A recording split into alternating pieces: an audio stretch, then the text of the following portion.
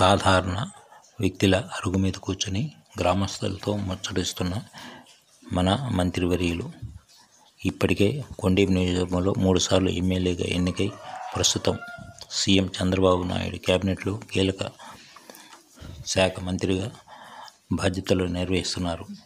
సాధారణ వ్యక్తుల గ్రామంలోని అరుగు మీద కూర్చొని ఎంత ఎత్తు ఎదిగినా ఒదిగి ఉండాలన్న మాటకు పర్యాయపదంగా మంత్రివర్యులు మారారు.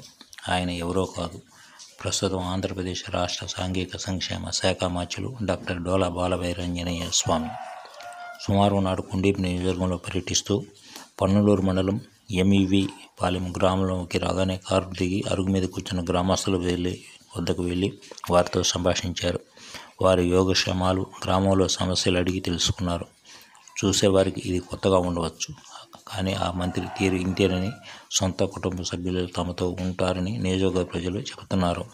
అందుకేనేమో ఈ మంత్రి రాష్ట్రంలో ఎక్కడా లేని విధంగా ఎస్వీ నియోజకవర్గంలో 3 సార్లు ఎమ్మెల్యేగా ఇక్కడ ప్రజలు గెలిపించుకున్నారు. ఏది ఏమైనా ఇలాంటి మంచి మనిషి తమకు ఎమ్మెల్యేగా ఉన్నందుకు నియోజకవర్గ ప్రజలు సంతోషం వ్యక్తం చేస్తున్నారు.